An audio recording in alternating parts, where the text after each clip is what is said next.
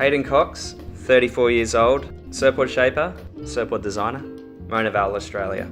I got into surfboard shaping through a work experience week that I did in my school holidays down in Mona Vale, and I just pestered the guy by cleaning his factory better than anyone else that cleaned his factory, and I was lucky enough to be shown how to shape one side of the board, and then I got the experience to shape the other, and from there it's been self-taught, and I've only ever worked for myself, and the Haydenshapes brand started on my second surfboard.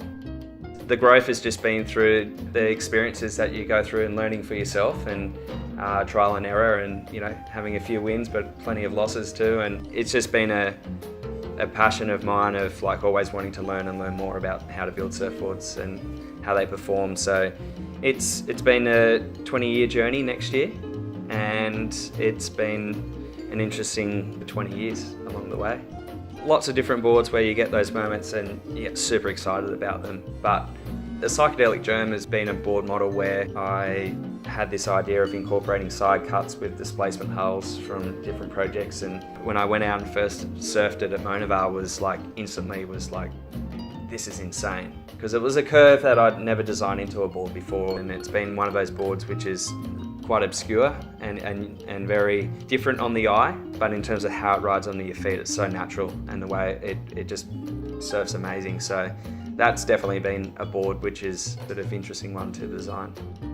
When I design a board, I'll look at the type of wave, and I'll set a bit of a design brief of what I'm trying to achieve with this type of design. I sometimes design boards like the hypto, which is really versatile and can ride a wide variety of waves across all different countries and continents. And then I'll design boards more like the Merlot, which is more specific to short, punchy, beach break kind of conditions.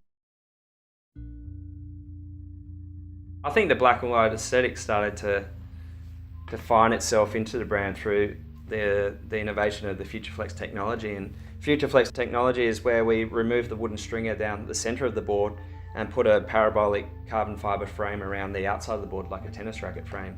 And it's created this black and white sort of look with the surfboard that has started to become synonymous with the Haydenshapes brand, and it's been something that I've been recognised for and people know me for, and it's something that surfs really good under the feet, and that's for me one of the most important things, is the product and the performance of the product.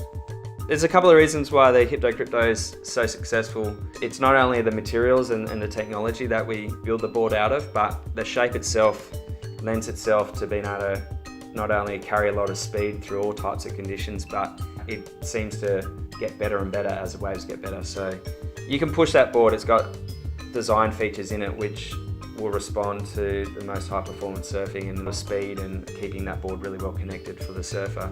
But then it's also got that level of forgiveness which can ride all types of waves. Surfing related influences, when I was younger, it was definitely the Momentum and the Focus videos with Kelly Slater, Shane Doreen, Kalani Robb, and definitely was a big inspiration to obviously just being a young rom at surfing. And as I got older and after I started shaping surfboards, my influences in terms of surfing would have to be Craig Anderson has been.